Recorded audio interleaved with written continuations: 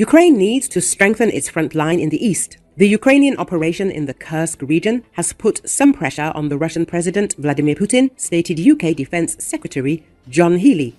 Ukrainians need to strengthen their front line in the east, and they will look to hold the territory in Kursk. The longer they hold Kursk, the weaker Putin becomes. The longer they hold Kursk, the better defended Ukraine will be, he said.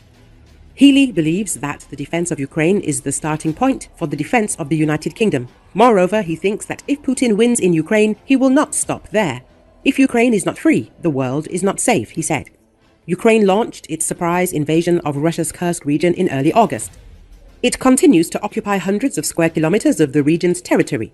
The Ukrainian incursion into the Kursk region has prompted Russia to move soldiers from all over the country to contain the Ukrainian advance. Ukraine's incursion into Kursk was likely driven by a need to demonstrate its ability to strike deep into Russian territory, possibly aiming to disrupt Russian operations and force Moscow to divert resources from other key sectors of the front.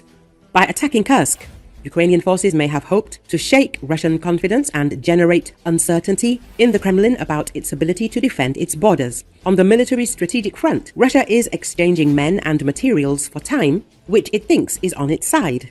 With continuous low-scale assaults, the Russian armed forces try to degrade Ukraine's military capabilities and prevent it from constituting new operational forces. Russia tries to deny Ukrainian efforts to gain initiative or advantage on the battlefield by using the minimum resources necessary. A certain level of casualties and damages to, for example, energy infrastructure and even loss of Russian land is acceptable to the Kremlin if that makes Ukrainian efforts seem ineffective and pointless, at least in the eyes of Ukraine's allies and, less importantly, Russian citizens. Amid the continued fighting and a new wave of Russian bombardment that has killed dozens over the past week, Ukraine has stepped up pressure on the US and its allies to provide it with more air defenses and allow it to use Western-supplied long-range weapons on military targets inside Russia.